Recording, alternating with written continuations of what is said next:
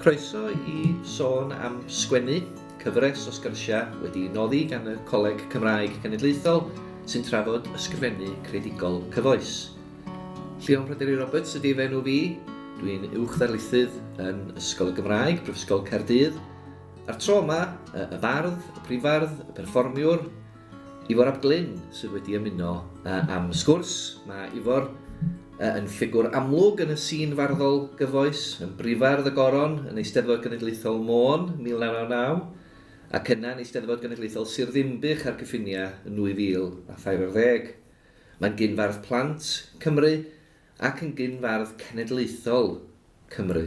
Ac ymhlith i gyfrola, mae holl garthion pen Cymro ynghyd, Cerddi Map yr Underground, Waliau'n Canu ac yn fwyaf diweddar, Rhwng Dau Olau. Croeso, Ifor. Diolch yn fawr iawn. Ro'n i'n darllen y cyfweliad efo dy olynydd fel bardd cenedlaethol Hanna Nisa yn barddas dro'n ôl. Ac yn y cyfweliad hwnnw, un o'r pethau roedd hi'n ei ddweud oedd bod hi wedi teimlo i bod hi'n fardd erioed. Wyt ti'n gallu cydymdeimlo gyda hynny? Hynny o le dath yr ysfai farddoni yn dachos di ac i fod yn greadigol? Ie, wel, yn sicr mae'r ysfai sgwennu wedi bod yna i erioed. Dwi'n ddim siŵr sy'n ni'n siŵr sy'n ni deud mod i wedi teimlo'n hun yn fardd erioed. Dwi'n siŵr sy'n ni'n deud hynny rwan, mae rhywun yn ymwybodol o'r mae rhai yn poeni'n fawr ynglyn â'r terminoleg. Mae prydyddion ydy bobl sydd yn ymarfer y grefft o farddoni, a dim ond rhyw un neu ddau ym mhob genedlaeth sydd yn wirioneddol haeddu'r teitl bardd, bod hwnna fel tai yn rhywbeth sydd uwchlaw prydyddu run of the mill. Ond beth bynnag, i fynd nôl at y cychwyniadau, yn sicr dwi wedi bod yn sgwennu ar ryw lefel, ar hyd yng Ngyrfa.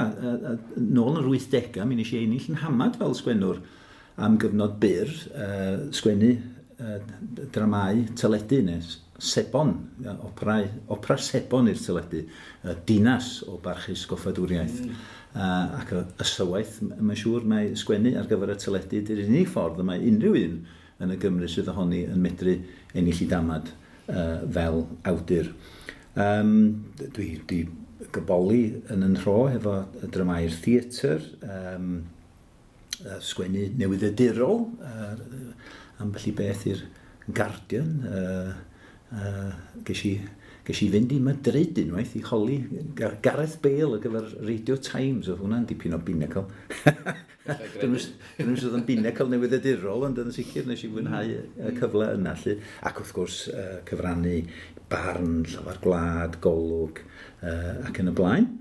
Yn yngwaith bob dydd fel cynhyrchydd rhaglenni teledu a radio, wrth gwrs mae yna dipyn o waith sgwennu yn mynd mewn i'r prosesau hynny, strwythur o rhaglen, sgriptio trosleisia, hyd yn oed llunio pitch, hynny yw llunio cynnig gwreiddiol i gael comisiwn i wneud rhaglen yn y lle cyntaf.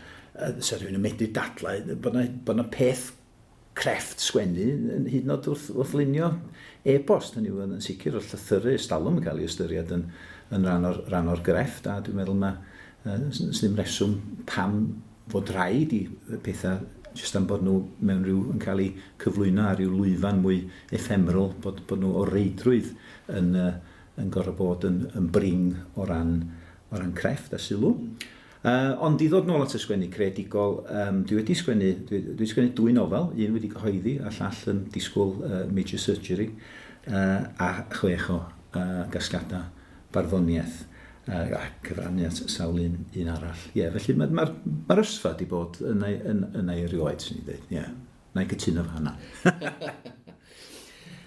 Ac mae'n ddiddorol dy glywed i sôn am y broses y fanna bod barddoni yn broses greadigol. Wrth gwrs, mae sgwennu nofel yn broses hefyd yn dydi, ac fod na rai elfenna falle sydd yn wahanol rhwng y naill a'r llall, o ran strwythuro ac yn y blaen. Mae'r broses greadigol yna yn dal i fod yn greiddiol. Dwi'n ofni weithiau defnyddio gair fel ysbrydoliaeth, oherwydd mae o'n air weithiau sydd yn cael ei gamddehongli yn dydi fel rhyw elfen gyfriniol, y rawen ac yn y blaen. Ond mae o'n air pwysig hefyd yn dydi, achos mae yna ysbrydoliaeth yn rhan o'r broses creadigol. Felly, yn lle byddi di'n canfod ysbrydoliaeth wrth ymateb i destunau neu wrth feddwl am syniadau ac yn y blaen? Ie, mae'r cyd-destun yn amrywio, jyst i gyfeirio nôl at y bwynt blaenorol ynglyn â gwahanol fatha o sgwennu.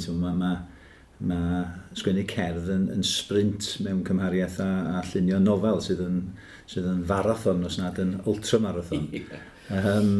Ond, na, mae cyd-destun dwi'n meddwl yn amrywio, fel didodd yr actores rhyw dro wrth y cyfarwyddwr, what's my motivation for this scene? Says, the paycheck. Os di rhywun mewn sefyllfa digon ffodus i gael cynnig comisiwn, wel, mae hwnna yn amlwg, mae'r cyfrifoldeb a ysgogiad yn dod yn sgil hynny. Mae rhaid i chi canfod eich ysbrydoliaeth neu'ch awen neu be bynnag mwyn ymateb i hynny. Mae cystadlu, wrth gwrs, efo'i le anrydeddus, yn ein traddodiad ni yng Nghymru, boed ar gyfer steddfodau neu ar gyfer y talwrn, dyna am ni y ddau brif faes ar gyfer cystadlu, a illa bod o'n sgwennu mwy corinthaidd, bod rhywun yn neud o heb fod yn gobeithio cael tal am wneud. Ond mae'r ddau beth yna, sef sgwennu gomisiwn a sgwennu ar gais neu i ddibenion cystadleuaeth neu dalwrn. Mae siŵr yn rhoi cyfri am ganran go lew o'r hyn fyddai'n cochwyn, neu wedyn mae yna rhyw brosiectau, rhyw gyweithiau felly, ac wrth gwrs hir am byd mae rhywun yn sgwennu mwy am byd falle o gyfleuon sy'n gallu codi i wneud hynny sydd yn beth braf. O le ddawr ysbrydoliaeth? Wel, o ble ddawr syniad? Wel, weithiau dwi'n teimlo mae rhaid ysgogi'r syniad. Mae rhaid chi wybod lle i ddaw o. Yn hynny o beth dwi'n meddwl mae'n bwysig sy'n ni'n cynghori darllenwch. Manteisiwch ar y ffaith bod ni'n yn ddwyieithog. Hynny yw darllenwch yn mha bynnag ieithoedd sydd gynnwch chi. Weithiau fydd hynny'n ysgogi rhywbeth. Chi'n gweld rhywbeth yn Saesneg neu rhyw iaith arall, da chi'n medru, ac yn meddwl, sy'n medru wneud hwnna. Sy'n medru wneud hwnna'n Gymraeg. Dwi newydd gwblhau rhyw gyfrol ffeithiol, creadigol, dwi'n meddwl ydy'r term dyddi hyn, anwyl fam, seiliedig ar gasgad o lythyrau o'r Rhyfel Mawr sydd yn Llyfrgell Genedlaethol. Doth yr ysgogiad i siapio hwnna yn y fath fodd, sef i ymdrin y llythyrau, ond hefyd mod i yn ymweld yr llefydd lle oedd y llythyrau wedi cael ei sgwennu. Felly cyferbynnu y profiad sydd yn y llythyrau hefo fy mhrofiad i o'r llefydd yma hiddiw. Mi ddoth hwnna o ryw lyfr enw Bomber County, gen ddyn enw Daniel Swift, ar drywydd i daid oedd wedi golli yn Bomber County di Lincolnshire. So, o fanna oedd yn fflio, oedd yn peilot llwyddiannus iawn tan iddo cael i ladd ar ei ffordd nôl yn ystod yr ail ryfel byd, wrth gwrs. So, mi ath o ar ryw daith mwyn trio adnabod y testyn yn well. A o'n i baig wedi darllen hynny, falle sy'n ni ddim wedi cyrraedd y casged yna. Ond, dwi'n meddwl y peth pwysica falle ydi teimlo bod gennych chi rhywbeth i ddeud. A ddawn ni nôl at hwnna yn y man. Sut mae rhywun yn cadw'r egin syniadau sydd illa yn mynd i esgor ar rhywbeth i ddeud. Dwi'n gwestiwn hwnna'n ateb y gwestiwn. Yndi. A mae o'n cysylltu falle efo'r gwestiwn nesaf hefyd. Hynny di, mae rhywbeth i ddeud yn medru dod mewn gwahanol becynna yn dydi. Hynny di, ai syniad sydd fel arfer yn dod gyntaf, neu air, neu os na amrywiaeth? Dwi'n meddwl mod i yn teddu, meddwl mwy yn herma geiriau a delweddau. Hynna di'r man a cychwyn. Nid o reidrwydd ar gyfer cerdd, fyddai'n cael rhyw, falle gweld rhywbeth a bydd rhyw lein yn dod i'r meddwl. A falle bod ddim yn mynd i un arall, felly mae'n bwysig i gofnodi fo. Mae gennau wrth yn ymyl fan hyn llyfr pocad, ond wrth gwrs fedrwch chi cofnodi pethau ar eich ffôn, neu fel voice notes, neu sgwennu rhyw nodyn i chi'ch hun ar y ffôn. Ond mae'n bwysig i'w cofnodi nhw. Pidwch a trystio'r co, wedi pen ydych chi fel fi yn dechrau mynd yn hi ac yn fwy anghofus. Mae'n mwy o frustrating pan ti'n cofio nod, oedd gen i rhyw syniad da am X, a ti'n wedi sgwennu fel awr, a mae di mynd. Felly, mae pethau sydd yn y foment, ac yn aml iawn, mae'n rhyw glymiad o eiriau, dwi'n ddim, haicwaidd bron, yn ei ffurf gysefin, bod gen ti falle rhyw 3 neu 4 o eiriau, a cofnodi nhw, gadael nhw i gori. Geiriau all fod arwydd y cad pan ddeud i nôl i feddwl, reit, mae rhaid i sgwennu rhywbeth am peth a fyddai'n dechrau sbio nôl trwy llyfr nodiadau, a fyddai'n gweld rhywbeth, falle so hwnna'n gallu bod yn fan cychwyn. Weithiau mae ffeindio 2 a ddech chi'n meddwl, sut fysa hein medru fod efo'i gilydd. Rhyw bethau fel yna sydd yn ysgogi. Yn hytrach na syniad. Weithiau mae rhywun yn cael cais, reit, da ni eisiau chi sgwennu, mae'n gomisiwn, da ni eisiau chi sgwennu rhywbeth am ymchwil cancer. So, iawn, da chi'n dechrau darllen am ymchwil cancer, a falle dawn a rhywbeth allan o hynny, neu mae rhywun comisiwn i sgwennu am cyngor i'r henoed yn rhywbeth felly. So, weithiau daw bobl ato chi efo comisiwn a dweud, wel, dyma'r math o bethau da ni'n trio, dyma'r narratif da ni'n trio cyfleu yn ein comms tîm neu be bynnag, a mae'r gerdd yma potentially yn ista o ddi fewn i'r ymgyrch ehangach yna. Felly, ar y cyfan, dwi'n croesawu bydd y rai yn dweud, dwi'n eisiau rhywun i ddeithio be sgwennu. Dwi'n eitha licio'r y cyfyngiadau, neu'r her o trio wneud rhywbeth o ddi fewn i hynny. A mae hwnna'n bwysig yn dydy'r pwynt na gen ti ynglyn â cofnodi a ffeidio a phoeni os na syniad crwn neu gerdd gyfan yn dod yn syth, oherwydd mae hyd yn oed y geiriau yna sydd yn teimlo'n ffwrdd â hi iawn. Falle bod nhw'n ysgogi syniad yn diweddarach mewn genre gwahanol weithiau. Ffurf gwahanol. Delwedda am ddifad yn ei ffurf fel ti wedi cofnodi nhw, ond falle fydd na gan nhw i mabwysiadu. Maes o law. Gwych, ac felly, wrth i ti feddwl am eiriau a syniadau a rhwystrwythyr iddyn nhw, os a bynciau neu feisydd wyt ti'n hoff iawn o'i tri, neu mynd yn ôl atyn nhw, ti di sôn am gael comisiwn ag yn y blaen, a mae hynny falle'n sefyll chydig bach yn wahanol, ond os yna rhyw themau hyd yn oed wedyn yn dod yn ôl, o'n i'n meddwl am y casgliadau Ysgol y Goron, yn deg olau yn y gwyll a terfysg, 2 gasgliad sydd yn ymdrin ar iaith, ond yn dod at yr iaith o wahanol ffyrdd, hynny di, os yna rei themau wyt ti'n ganfod dy hun yn dod nôl at nhw ar ôl tro? Mae hwnna'n sicr yn bwnc sydd dwi wedi cloddio'n ddwfn iawn yn fanna. Yr iaith, y wleidyddiaeth o gwmpas yr iaith, efo gyfach, y cymdeithaseg, yr amgylchiadau lle dyn ni'n teimlo cewn i ddefnyddio'r iaith a na chewn i ddefnyddio'r iaith, ein hegwedda ni teg at yr iaith, a negwedda ni teg at ieithoedd eraill, a beth i perthynas y ieithoedd eraill yna, hefo'n iaith ni. Mae hynna i gyd wedi bod yn faes ffrwythron, cynhyrchiol yn sicr i mi dros y blynyddoedd.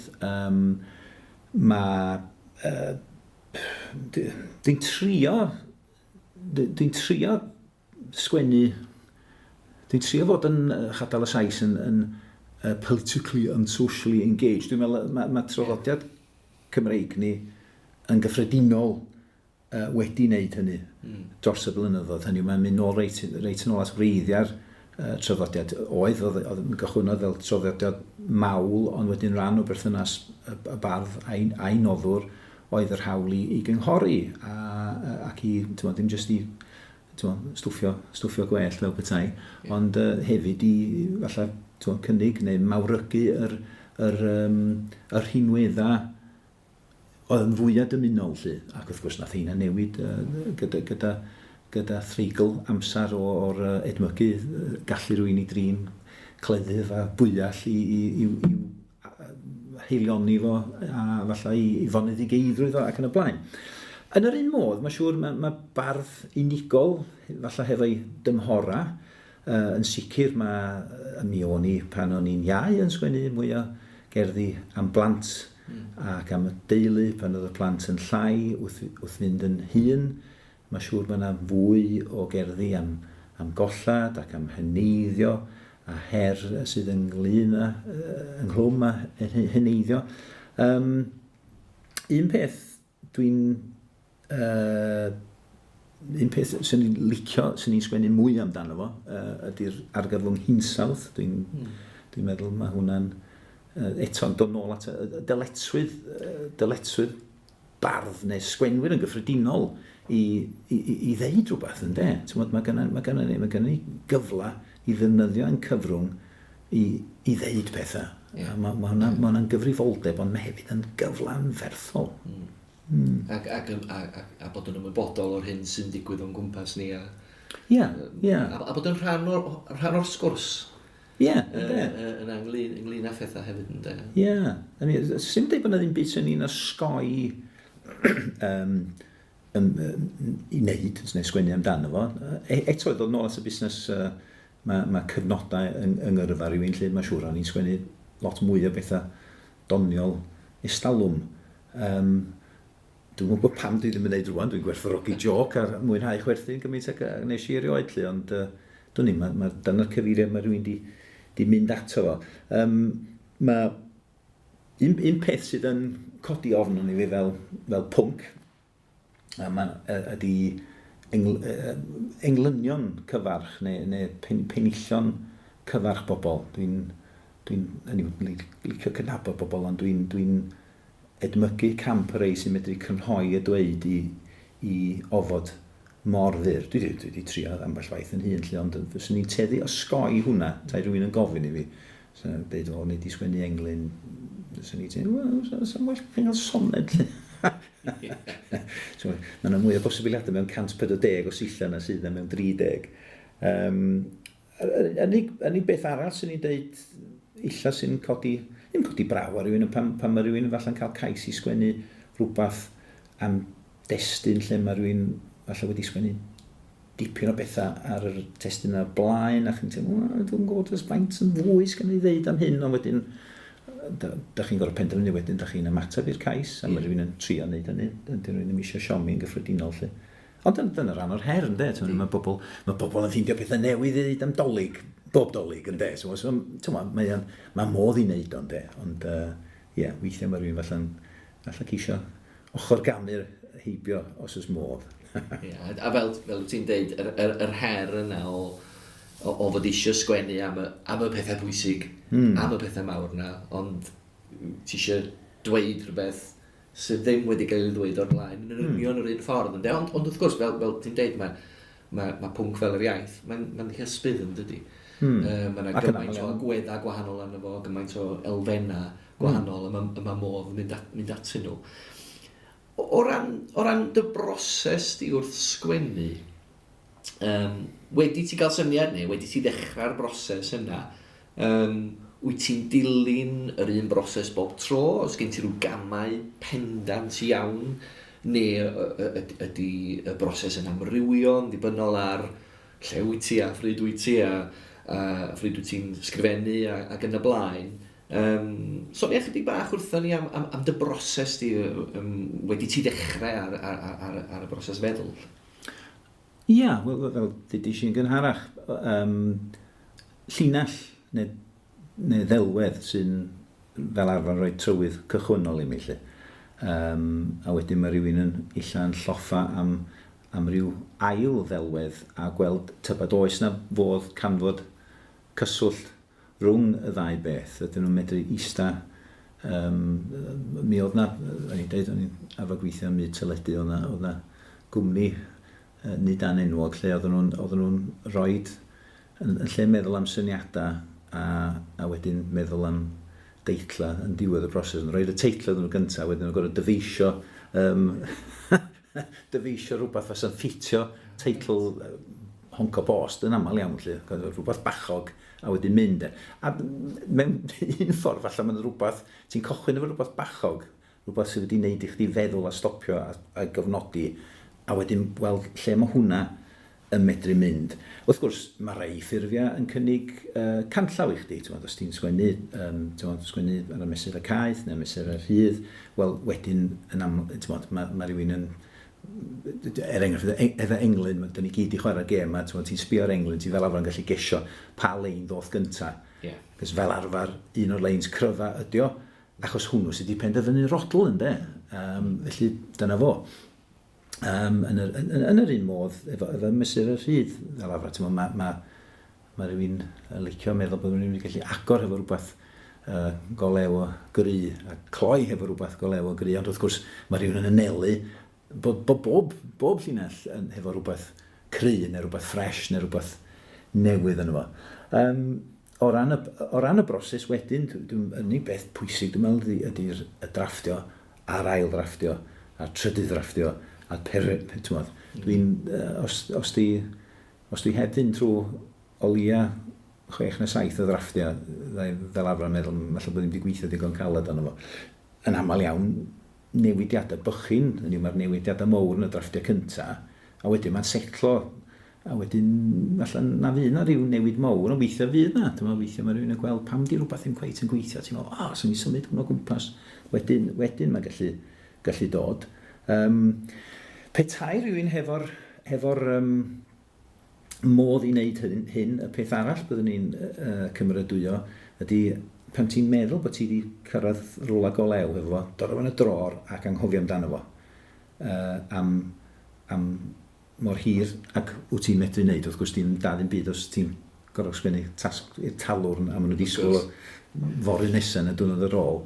Ond os ys gyn ti'r amser i roi rhywbeth heibio, a bron iawn twyllo dy hun, nid chdi sydd wedi sgwennu fo, a wedyn pigo fo allan ar dror, sbio yna fo hefo llygyd ffres, yn aml iawn wneith hwnna amlygu yn syth unrhyw feia i chdi. Ac os wneud i ddarllen o efo'r hyn sydd mor agos a phosib at bod yn rhywun arall yn de. Mae hwnna'n gallu bod yn help garw y busnes o dwi'n meddwl ffasiwn gair, arallu dy hun o'r profiad gwreiddiol. Mae hwnna'n gallu bod yn peth gwerthfawr. O ran lle dwi'n sgwennu, dwi'n licio sgwennu wrth gerdded, a ges i fodd i fyw o ddall bod Gerall Lloyd Owen yn debyg yn licio cerdded nôl ymlaen. Dim bod fi'n rhoi yn hun ar y cael o fo am funud, ond, falle bod yna rhywbeth yn y busnes cerdded yma, fel fi o jyst licio mynd allan o tŷ am dro. Ella bod yna rhywbeth yn peth rhythmig i'w cerdded. A weithiau fyddai'n mynd i gerdded gan obeithio gau syniad, i chwilio am syniad tro arall a i gerdded pan mae gynnau syniad yn barod, ond mae eisiau weithio allan mae eisiau datrys yw broblem yn y gerdd. Peth sy'n handi am gerdded, achos ddai'n gweld faint dwi'n gallu cofio ohono fo, a dwi'n meddwl mae hwnna yn help bod rhywun, ydy o'n gofiadwy am y resymau iawn. Eto i lichio enfa mowr mewn. Paul McCartney wedi deud pan oedd o'n sgwennu efo John Lennon, dyna reswm meddwl fo, chydig yn rhoi di hun i lawr, falle dyna pam oedd ei stwff nhw mor gofiadwy, a herwydd, doedd gynnwn nhw modd i recordio pethau, so os nhw'n gwneud rhywbeth ar un noson, os nad o'n gallu cofio diwrnod wedyn, os nad o'n digon bachog i fod wedi sglynu yn ei con nhw, wel, do'n gwerth iddo fo. Mae yna rhywbeth yn hynny o beth, ydy rhywbeth yn neud i chdi i gofio fo, ydy'r tiwn y geiriau yna yn mynd i aros yn y co. Ar y degau eraill, dwi'n mwynhau y coffi creadigol. Be dwi'n licio am hwnna, achos dwi'n mynd un o'r bobl yma sy'n gallu eistedd mewn caffi efo'i laptop am oriau bwy gilydd. Felly dwi'n cael coffi a wedyn dwi'n teimlo, pan dwi wedi bod yna digon hir, maen nhw'n mynd i fod eisiau clirio chdi o'na. Felly ti'n teimlo, reit, mae gen ti rhywbeth hanner awr sy'n chater eich a mae rhaid i ddod i fyny efo rhywbeth. Am bell dro, peint angymdeithasol fel dwi'n alw, lle ti'n dewis tafon lle ti'n gwybod ni di ddim gweld rhywun. Ti'n abod, felly gei di eistedd lawr yn fel rhyw gono ryfedd yn y gongol a trio sgwennu. Mae cwrw yn gallu llacio pethau, ond gêm berig wrth gwrs ydy dibynnu ar ryw bethau felly. Mae un a ddau yn iawn, ond mwy na hynny. Wedyn wrth gwrs wedyn mae rhywun meddwl bod yn sgwennu pethau gwych. Mae'n bwysig ofnadwy, wedyn checio bob dim bora trannoedd. Yn aml iawn, wneud i ffeindio yma o rwtch oedd yr hediadau dychmygus yma, o'ch chi'n meddwl mor wych yn noson gynt, felly. A mae'r cyfnod yn y dror wedyn yn bwysig. Yn union, ydy. Mae'n siŵr mae cyfran golau wedi dod i fodolaeth ar fwr y gegin yn hwyr y nos hefyd. Un o'r agweddau, dwi'n meddwl, ti eisiau wedi sôn amdani yn delweddu. Pan dyn ni'n dysgu yn y dosbarth, yn y gweithdy, dyna un o'r agweddau sy'n ysgogi cryn dipyn o drafod yn de. Hynny ydi, sut wyt ti'n llunio'r ddelwedd yn y lle cyntaf, ac wedyn sut wyt ti'n canfod ffordd o ddweud rhywbeth ffres, sydd ddim yn ddibynnol ar gysylltiadau rhy gyfarwydd, sydd ddim yn ddibynnol ar gysylltiadau ystradebol. I ba raddau wyt ti'n gweld delwedd fel rhywbeth sydd yn sefyll ar wahân i'r syniad, neu ydyn nhw'n gorfod mynd gyda'i gilydd o tro? Ie, ti wedi mynd efo'i gilydd ac mae rhywun yn gobeithio falle daw y syniad o'r ddelwedd, neu y ddelwedd o'r syniad.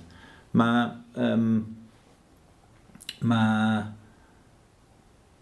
rei yn sôn am wrthdaro yn de. Ti eisiau, yn sicr, dwi'n meddwl ti eisiau herio disgwyliad efallai. Mae sgwennu ffres cofiadwy yn mynd i herio disgwyliadau mewn rhyw fodd, pennau trwy ffindio clymiadau geiriau anghyfarwydd neu defnydd o eiriau neu hyd yn bathu geiriau. Ond dwi'n meddwl y delweddu sydd blaenau gynnau lle, mae rhywun yn ymgeisio falle at undod delweddol, dwi ddim y gorau am lynu at hwnna. Weithiau mae rhywun yn crwydro a mae'n gwneud sens i chdi, a wedyn dwi'n rhoi dy gerb am beirniad a falle dyn nhw ddim yn cydweld, a wedyn ti'n meddwl, actually, falle.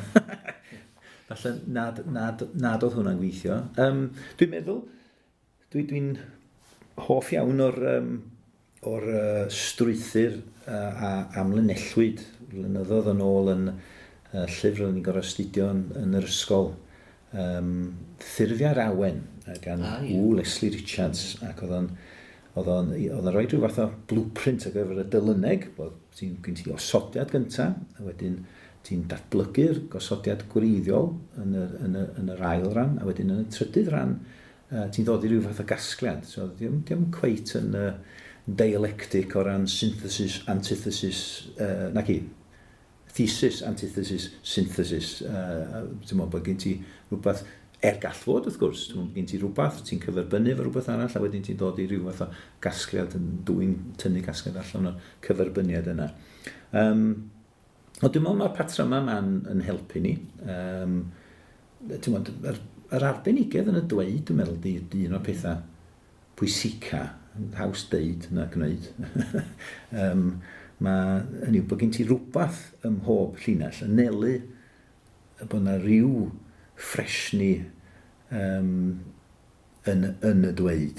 Mae yna gyfoeth yn yn iaith ni, mae yna gyfoeth yn yn iaith lafar ni. O'n i'n sôn gyna am gofnodi pethau gyda golwg ar ei defnyddio nhw. Weithiau mae allan nhw jyst fod yn rhyw drowadau ymadrodd. Ti'n clywed rhywun yn deud rhywbeth neu falle ti'n di clywed neb yn deud yn estalwm a ti'n meddwl, mae hwn yn rhywbeth dwi eisiau. Dwi'n trio hwrtio rhyw hen ddweud mewn i gerddi newydd, lle, just i falle atgoffa bobl o bod yna werth i'r hen eiriau yma. Eto, dyn ni dod lot peth o bwysigrwydd darllen a gwrando, ynddo, gwrandewch ar bobl sy'n medru i deiti, ond neu darllenwch gwaith bobl sy'n medru i deiti. Mae geiriau megis tools yn y bocs, a mwy yn byd y tools gen ti yn y bocs, haws am byd fydd i chdi ymdrin â unrhyw job daw ar dy randi, i dy randi. A mae hynny'n atgoffa fi o ddelwedd drafiadol iawn oedd gen ti yn y gerdd Deyrnged na i Iwan Llwyd, y Waliau'n Canu, ar adeiladu wal. Eto, mynd i mae rhywun yn darllen rhywbeth fel yna, fedri rhywun ddim yn gwahanu'r ddelwedd o ddi wrth y syniad wedyn. Mae'n teimlo yn nghlwm wrth ei gilydd. Ia, o dyna mae rhywun yn ceisio neud yn ni. O ran iaith a iaith barddoniaeth wedyn o ti'n sôn chydig am hynny, a'r rhythmau. Pa mor bwysig ydy gallu adnabod rhythm, ti'n sgrifennu gan mwyaf falle yn ferlib, ond hefyd yn sgrifennu Cerddi Map a Cherddi Cyngeneddol. I barad am y rhythm yn chwarae rhan bwysig felly yn ngwneuthuriad y gerdd? Mae rhythm yn holl bwysig. Dwi'n meddwl hwnna ydy'r elfen anhepgor mewn barddoniaeth. Mae yna rei sy'n medru sgwennu hefo rhyw rhythma soffistigedig sydd yn dod dwy'n rhythma amgen mewn, ond yn rhan yn hun dwi'n ffeindio bod fi'n ffafrio rhythma rheolaidd o bosib oherwydd dylanwad canu rhydd, oherwydd dylanwad mesur a caeth. Dwi ddim yn mod i cynhyrchu ambell i beth yn y cyfryngau eraill na. Does ddim amheuaeth, mae'n rhif gyfrwng i ydy canu penrydd. Ond diwn am i ddeud nad ydy'r ffurfiau eraill efo yn bwrw i cysgod neu yn bwrw i gwreiddiau trwy'r ffordd arall o ganu, fel ffordd o'i gerddwreiddio fo. Hynny yw, mae llinell ella'n gallu bod yn foel o ran y dweud, weithiau'n gallu bod yn dlawd o ran y dweud, ond os heb rhythm, diolch yn llinell sy'n ni'n dadla, neu sy'n ni'n teddu dadla. Dwi'n meddwl mae'n bwysig i amrywio rhythma. Dwi'n cofio cael y cyngor yna gan feirniad rhai blynyddoedd yn ôl, oedd yn cyngor gwerthfawr iawn.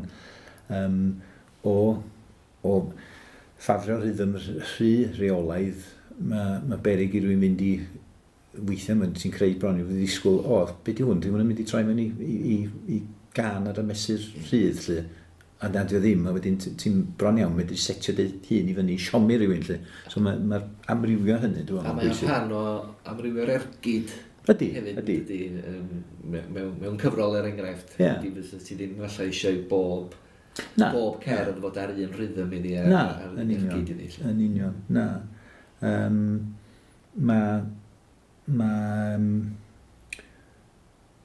Rhag... Ti'n eisiau creu Mae'n i chdi dy hun trwy fynd fatha watch.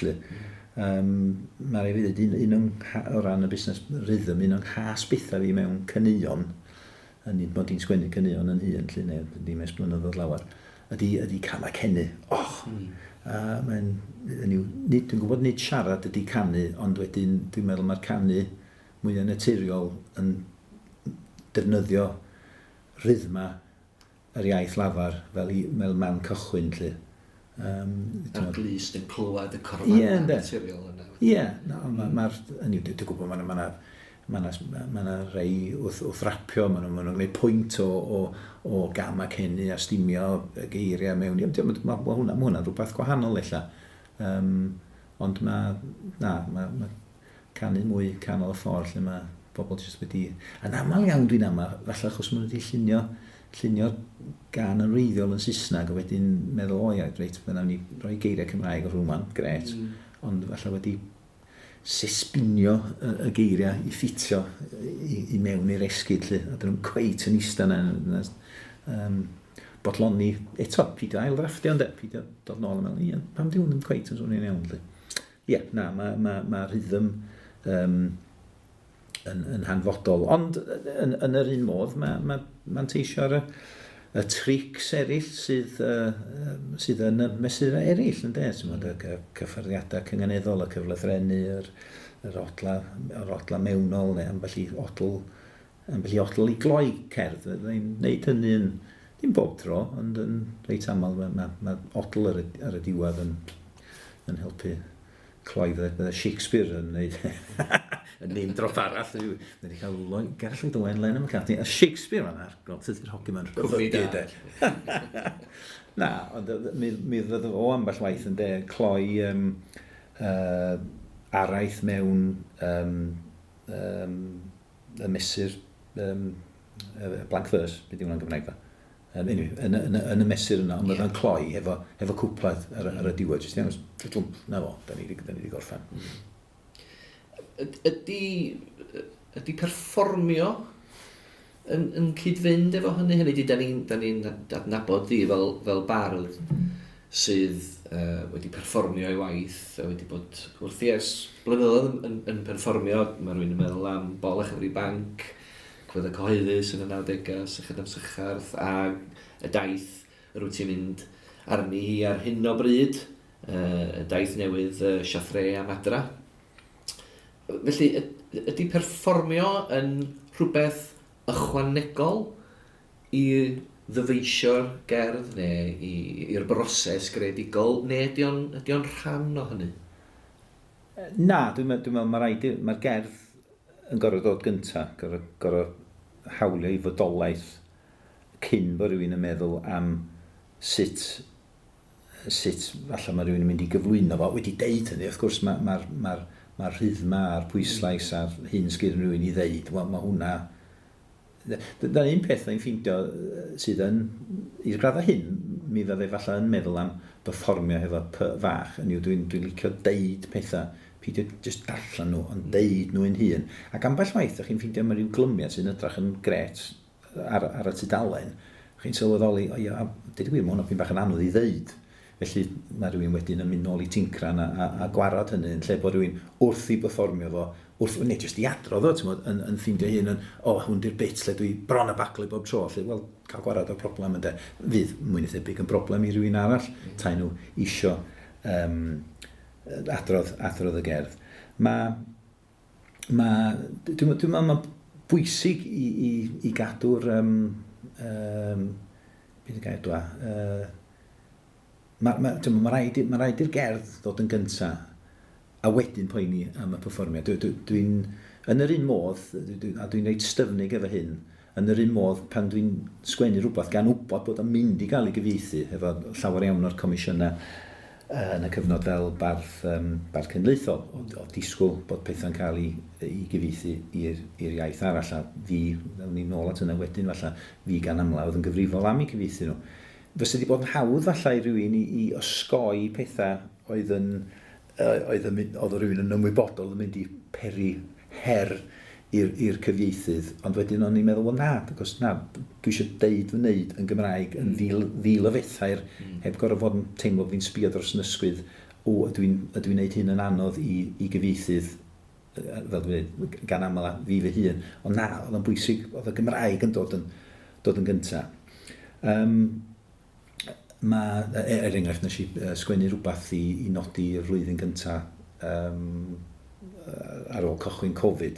Roedd y Llywodraeth wedi cyhoeddi bod nhw am sefydlu neu blannu coedlanna newydd fel llefydd i bobl cael myfyrio ynglyn â'u colledion.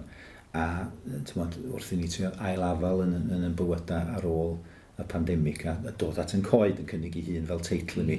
Ond wrth gwrs, gan feddwl am sut bys rhywun yn cyfieithu, mae'n anodd gythreilig i gyfieithu, a dwi'n meddwl nes i lwyddo'n arbennig o dda, ond hwnna o'n isio fel, o'n i'n teimlo bod fi'n mynd i cyfaddawdu just mwyn wneud o'n well yn Saesneg. Yn yr un modd, dwi'n meddwl, rhywun ddim fod yn cyfaddawdu o ran I sgwennu, gan feddwl, ydy hwnna'n mynd I weithio mewn perfformiad.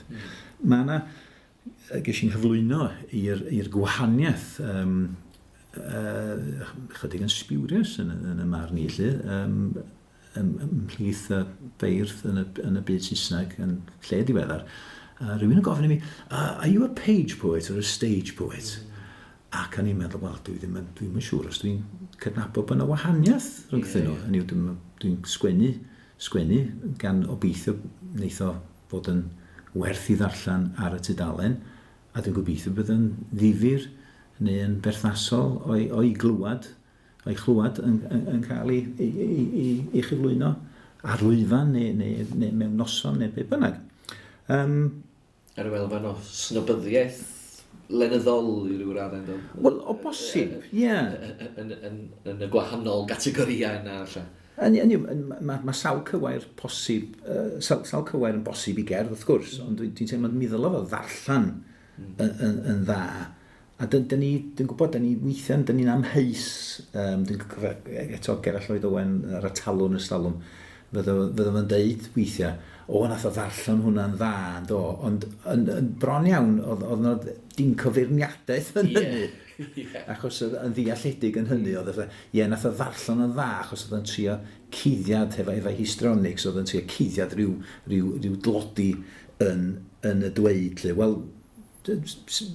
mae hynna'n bosib wrth gwrs, mae modd I rywun trwy gyflwyno rhywbeth mewn ffordd egniol, falle cuddio beia yn y sgwennu, ond o sbi ar y peth ffordd arall, dwi'n meddwl bod yn byd o'i le mewn roed perfformiad I eiriau sydd gobeithio yn weddol. Mae perfformiad yn medru dyrchafu geiriau cyffredin. Yn yr un modd, mae geiriau alaw yn gwneud can, mae'r geiriau weithiau mewn can yn gallu bod yn eiriau digon tila o'i tynnu nhw allan o gyd-destun y gan. Ond weithiau maen nhw'n eiriau wirioneddol fendigedig.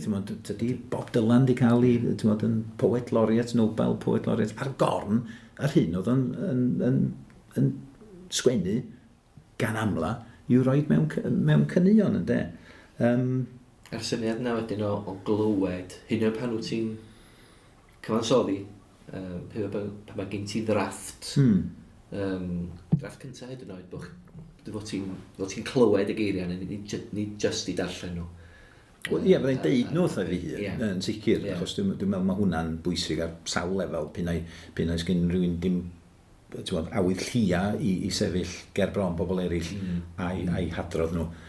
Achos dwi'n meddwl mae jyst yn fodd o sicrhau bod pethau'n rhedag yn dwt. Mae'n debyg oedd Swift, un arall mewn i'r Pantheon lle, fydda Jonathan Swift yn darllen I waith i'w weision I jecio bod o'n rhedag yn dwt, ond a hefyd I jecio bod o'n ddealladwy lle. Yn i'w oedd eisiau pethau fynd dros benna rhywun. Illa bod efo cerddi mae rhywun yn rhoi pyn bach mwy o raff efo hun mae'n gwestiwn I hun, a ddyla cerdd fod yn ddealladwy, a ddyla fo ildio I ystyr yn gyfan gwbl ar y darlleniad cyntaf. Na, dwi'n meddwl fydde neb yn dadla hynny, ond illa bod yna ddadl dylefoliau cynnig rhywbeth I chdi sydd yn rhoi rhyw fath o ganllaw trwy'r peth sydd yn mynd I wneud I chdi isio fod I glwad o eto, a falle tyrchu'n yn ddyfnach I ail ymweld â'r profiad a falle tynnu ar y peth yn ddyfnach. Felly sy'n ni'n I ddadla. Mae hwnna'n mynd yn I o'r wrth y busnes o berfformio. Dwi wedi gosod cerddi weithiau i'w hadrodd neu I gyfeiliant wedyn weithiau mae rhywun yn tincran hefo nhw I gael nhw eistedd.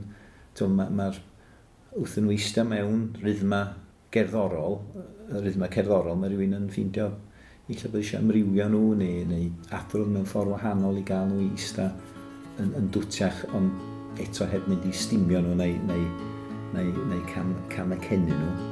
Ie, mae'n faes sydd wedi niddori fi ar hyd y blynyddoedd.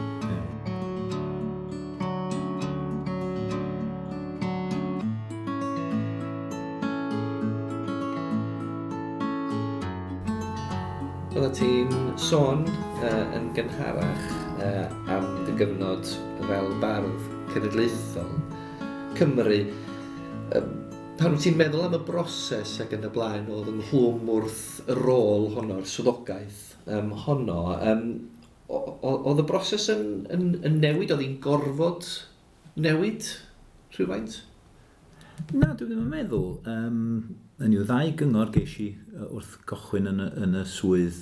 Un gyn Gillian Clark, Don't Turn Anything Down. A un gyn ffrind i mi, nath o sgwennu englyn, a lein dwi'n cofio oedd o leia bydd adleol. Hynny yw, defnyddio'r cyfle i trio deud rhywbeth. Hynny yw, p'un nes i, ond nes i'n ngora. Oedd e'n gyfle i ddeud pethau, ond yn gyfrifoldeb hefyd. A yn sicr, wrth dderbyn y swydd yn lle cyntaf, y ddau ofn oedd gen i oedd yn lle cyntaf, be os dyn nhw'n gofyn i fi sgwennu rhywbeth dwi ddim eisiau sgwennu amdano fo, a ges i sicrwydd i'r perwyl yna lle. A llall oedd, be os nhw'n gofyn i sgwennu am rhywbeth, a dwi'n methu meddwl am ddim byd i ddeud. Wel, diolch i drefn, nath i byth yn nos fel ni arna i, ac o bosib, achos tyda ni gymaint ohono ni yn feirdd cyhoeddus yn de. Mae hwnna'n, dyn ni dod nôl eto at y busnes yma bod mae'r traddodiad, dwi'n gwybod i rei bobl yn licio'r gair traddodiad, ond mae'r byd canu cerddi Cymraeg efo mwy o ogwydd tuag at y canu cyhoeddus, y cyfarch bobl ar adegau, pen-blwydd, prodas, ar ôl nhw fynd, ac yn y blaen, bod isio cerddi i nodi achlysuron. Mae hwnna'n digwydd pyn bynnag, nid rhywbeth sydd wedi cochwyn oherwydd bod rhywun yn cario label bardd cenedlaethol. Felly, i raddau, just dilyn un arall oedd yn dilyn yr un math o weithgaredd o'n i. Felly, fel mae rhywun, dan amgylchiadau fel yna, pan maen nhw'n gofyn i chi i fatha cyfryngu teimladau cymdeithas, pynnau ar lefel fach neu ar lefel ehangach, mewn cerdd, mae rhywun yn gobeithio bod ti'n rhoi rhywbeth o dy hun mewn i'r gerdd, bod yna rhywfaint o gyfalaf emosiynol yn cael i wario yna lle. Bod rhaid i rhywun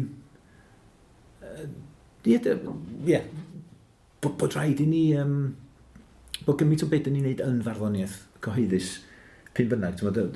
Canu at i'ws gwlad fel mae wedi cael ei ddisgrifio lle. Mae'n fraint cael cynnig wneud y pethau yma. A dwi'n siŵr am fwyaf yn croesawu'r her o cael dy wthio efallai gyfeiriadau newydd i sgwennu am feisydd sydd ddim yn gyfarwydd i sgwennu am ymchwil cancer neu sgwennu am hospice neu rhywbeth. Mae'n gymaint o fraint cael y cyfle i wneud hynny, a dwi hefyd yn un sy'n licio cael her o cyfyngiadau. Oedd y brosiect yn lle diweddar sgwennu cerddi i ffitio ar gerig oedd yn mynd i cael ei gosod ar ochr yr A470 yn Mharc Panna Brycheiniog. Ond oedd rhaid i bob llinell fod hefo dim mwy na 29 cymeriad, hynny yw llythyren neu atalnod neu ofod lle. Felly oedd rhywun gorfod creu rhyw fath o fesur ei hun i ffitio hynny. Oedd hwnna'n ddifyr. Y tro arall o gorfod sgwennu cerdd y byddai modd i godi 2 linell allan ohono fo ar gyfer darn o gelf gyhoeddus efo llwybr dathlu penblwydd llwybr arfordir Cymru yn 10 oed.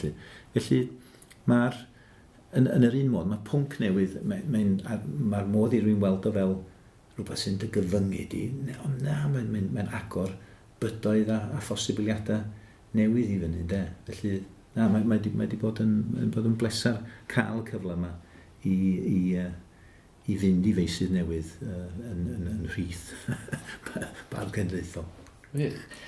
Ac felly, dod nôl at y dywediad yna, barddoniaeth at i'ws gwlad, ynddo. Wyt ti'n gweld creadigrwydd felly, y broses creadigol, y syniad o gynhyrchu rhywbeth creadigol, fel grym sydd yn gwella, fel grym cadarnhaol? Wel, dwi'n meddwl, dyna'n cyfrifoldeb ni wedi defnyddio fo i ddibenion cadarnhaol. Mae'n beth hyfryd bod gymaint o gyrff yn gweld bod na le a diben i ganu o'r fath i unwaith eto fynd nôl at rhywbeth yn trafod yn gynt fel o bosib fel ffordd o rannu ei narratif a'i negas mewn ffordd wahanol fydd yn gofiadwy neu'n aros hefo bobl am resymau gwahanol neu mewn ffyrdd gwahanol. Pam na all barddoniaeth fod yn rhan o'r disgwrs yna. Feda'r barddoniaeth neu bron unrhyw beth, yn yw'r enghraifft yn aml iawn yn rhaid. Oedd Lucretius yn ganrif gyntaf yn medru trafod rhyw lun ar atomic theory yn ôl I goleuni nhw mewn hexameters. Fedwn ni'n neud rhywbeth.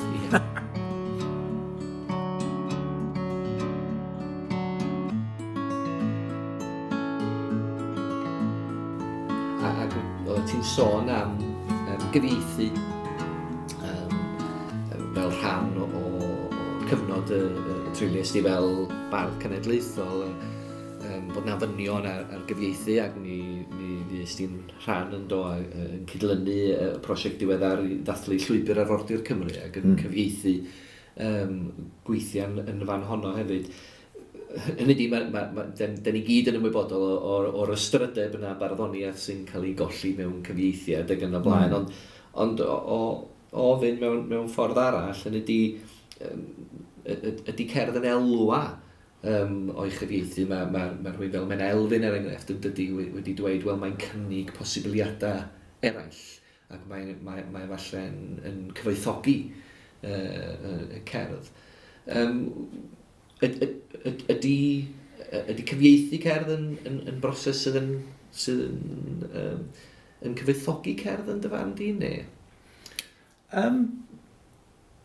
Mae'n bwysig. Wel, mae cyfieithu yn bwysig yn dydi. Mae'n gwareiddiad ni yn mordd ddibynnol neu mordd ddyledus i'r syniad o gyfieithu i symud fel ffordd i symud syniadau o iaith i iaith.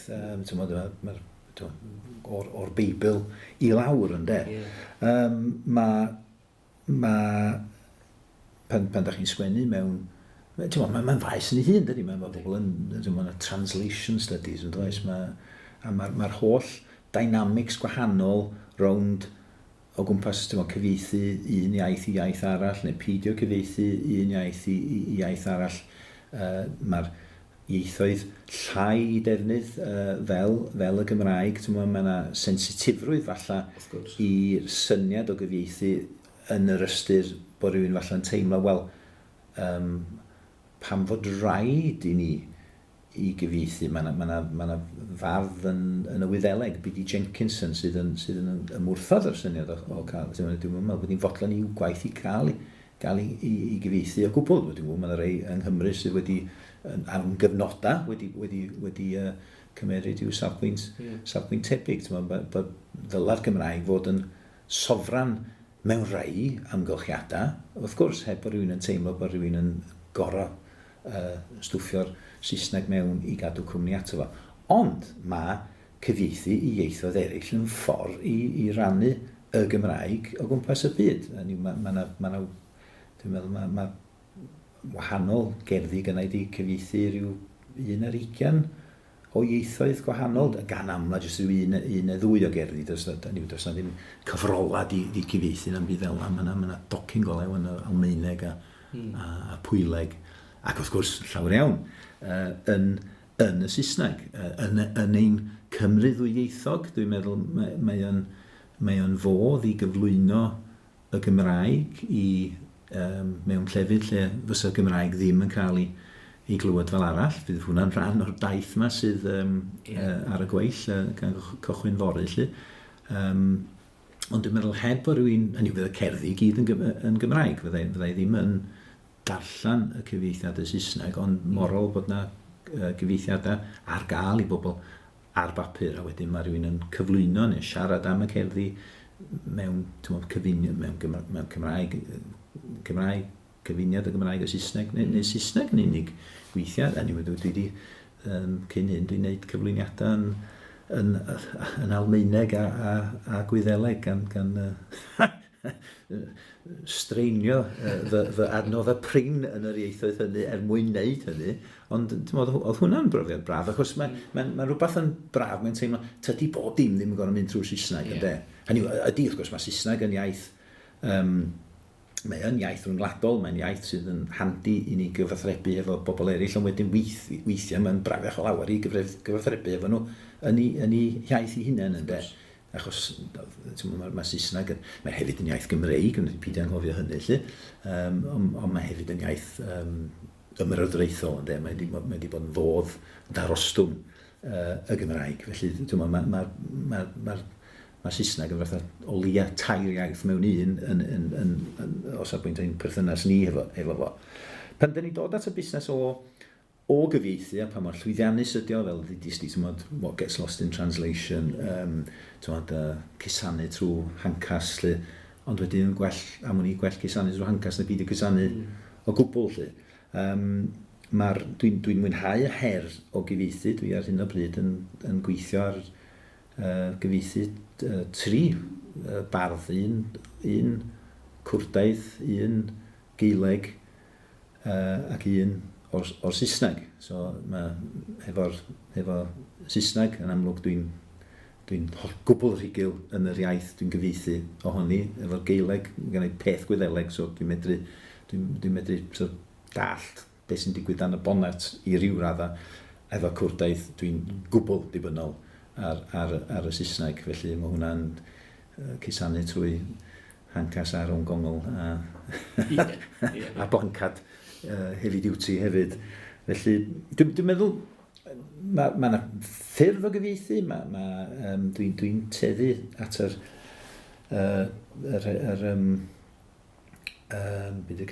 pen mwy rhydd o'r spectrwm.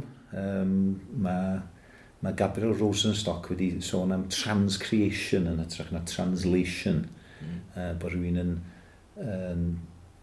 ddim cweit mynd i'r pwynt lle mae'n dweud, dwi jyst wedi ymatab i'r gerdd, ond bod rhywun yn rhoi pyn bach mwy o raff i'w hun wrth gyfieithu. Wrth gwrs, a bwrw bod y bardd, bod rhywun mewn dialog efo'r bardd gwreiddiol. Mae'n trust yn dydi.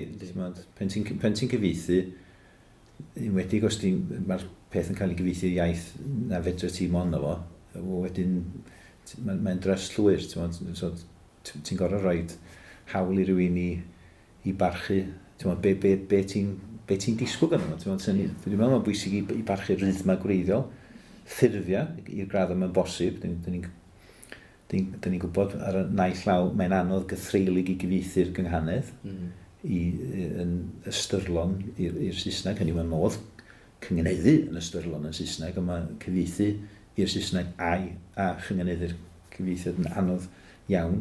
Ond wedyn yn y pegwn arall, dwi'n cofio rhywun yn deitha fi, oedd nhw'n newydd weld cyfieithiad, dwi'n cofio cyfieithiad pwy, ond cyfieithiad penrydd o ran o'r Gododdin. That's amazing. So they had like free verse in Wales in the 6th century. Wel, nagodd, pan ti'n cael ymateb fel yna, oedd ddim yn peth hirt i ddeud, achos do'n nhw'n medru Cymraeg, felly oedd nhw'n gorfod mynd yn ôl beth gan nhw ar y papur. Do'n nhw'n nodyn chwaith i egluro, falle so hwnna di bod yn help. Mae cyfieithu yn rhywbeth dwi wedi gwneud lot mwy ohono fo yn sgil bod yn fardd genedlaethol yn benna, achos oedd llawer iawn o'r comisiynau yn dod mewn efo falle mond efo gofyn fedri di sgwennu cerdd am beth o fewn 2 wsnos neu bythefnos neu wsnos. A beth oedden ni'n fel arfer yn dweud, ga i feddwl am y peth a neu atab chdi fory, a wedyn fyswn ni'n mynd adra, trio meddwl, reit, a fedra i dod i fyny fy syniad. gan amlaen dod i fyny efo syniad, allan ni wedi hanner sgwennu'r gerdd, ie, fedra i'n neud o.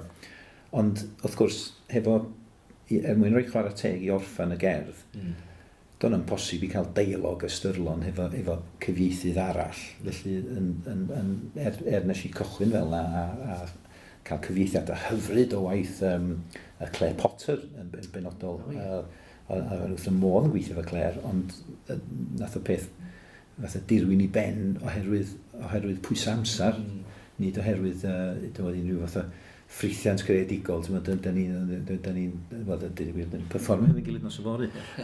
Na, felly o reidrwydd digwyddodd cyfieithu yma. Gallai mae fi'n hyn bryd i mi stopio siarad yma. Yn mynd yn ddorol bod ti'n dod nôl at elfenna fel y rhythm a syniad a cheisio cyfieithu'r syniad yn ytrach na ffwyni am union eiriau ac yn y blaen. Hynod yn ddiddorol, dwi'n meddwl, y ffordd dyn ni'n meddwl amdano fo. A hefyd, wrth gwrs, mae yna duedd yn does i feddwl yng nghyd-destun y Saesneg, felly mae'n braf i glywed i'n sôn am yr ieithoedd eraill yna hefyd yn sydd yn agor y Gymraeg, fel ti'n deud, i ddiwylliannau eraill ac i ieithoedd eraill. Yn ola, felly, gai ofyn be fydda'r 3 chyngor y bydda ti'n ei roi i lenorion ifanc? Wel, yn benna, dwi'n meddwl sy'n ni'n cyfeirio nôl at bethau, da ni wedi crybwyll wrth fynd heibio. Cadwch lyfr nodiadau. Neith o, fel nhw'n deud yn Saesneg, keep a diary, the diary will keep you. Felly, dwi'n gwybod at sy'n wir am neith am dy gadw di, ond neith dy helpu di yn sicr. Ac ar adeg yna pan falle ti'n cael cais i sgwennu cerdd am rhywbeth, neu mae yna rhyw dasg wedi osod, a ti'n methu meddwl am le i gochwyn, mae'n jyst mynd nôl a darllen a rhyw hen syniadau a falle dod a draws rhywbeth digon digyswllt, ond gweld sut sa hwnna medru. Ti'n gweld o hefo y llygyd ffres o fod wedi rhoi y peth heibio, ond hefyd llygyd ffres o weld beth petawn ni'n trio mynd ar clymiad geiriau yma i'r cyfeiriad yma. A be fysa'n digwydd petawn ni yn neud hynny. So dyna fysa'r cyngor cyntaf. Yr ail gyngor, eto fel da ni wedi sôn, yn drafftiau'r, ail drafftiau'r a drafftiau'r eto wedyn. Mae'n y bwynt yn gorau dod lle ti'n gorau gadael y peth i fynd a gorau oll, fel dydyn ni gyna, os ti'n medru rhoi o mewn dror, gadael o i setlo, dod nôl ato fo a wedyn gweld ydy o'n dal i weithio i chdi, fel ag yr oedd o yng ngwres y creu gan obeithio y bydd. Ond mae'r proses, gofyn y cwestiwn yna i chdi dy hun, weithio neu di newid rhywbeth, a ddeud i nôl at y peth gwreiddiol, a mae hwnna'n iawn hefyd ynddo, o deud y geiriau yna, ti'n teimlo, dwi wedi trio mynd efo'r cyfeiriad yma, ond mae'n jyst yn cael mynd, felly ti'n gorau derbyn bod yn dod nôl. Y trydydd beth, da ni ddim wedi sôn am hyn, ond beirniadaeth, ceisiwch feirniadaeth, ond dysgwch sut i ymdrin a beirniadaeth. Da ni gyd yn gallu fod yn creaduriad croen dena. Dwi'n gwybod, fel llawer ohono ni, ti'n darllen rhyw adolygiad o rhywbeth ti wedi wneud, a falle bod y peth yn 95% yn gamolaethus, a wedyn mae yna un pwynt sydd yn pigo rhywbeth. A mae rhywun yn obsesio efo hynna, yn hytrach na, mae hwnna yng nghyd-destun yr ymdriniaeth mwy positif, derbyniwch hynny lle mynd i'r pot am y peth. Dysgwch oddi wrth feirniadaeth, ond dysgwch pryd i beidio bwyso yn y model ar feirniadaeth. Da ni'n falle'n cochwyn trwy sgwennu blesio eraill, neu da ni'n trio efelychu eraill, neu da ni'n trio sgwennu rhyw bethau, da ni'n meddwl fydd yn gymeradwy gan eraill. A fel mae hyder yn datblygu, mae rhywun yn sgwennu i blesio ei hun. Ond wrth gwrs, hynny yw chwaith oddrychol sydd gynnon ni o threswm, a chwaith oddrychol sydd gyn beirniad. Mae rei, mae eisiau cadw hynny mewn cof, hynny nid annog beirdd ifanc i ddiystyru beirniadaeth ddim am funud lle, ond gobeithio triwch yn ei cael perthynas iach efo beirniadaeth. Ia, pwyso a mesur yr adborth. Ie. Gwych. Wel, diolch yn fawr iawn i ti am y cynghorion hynny, a diolch yn fawr i ti hefyd am rannu dy brofiad efo ni yma heddiw ac am sôn am sgwennu. Diolch yn fawr i ti. Croeso.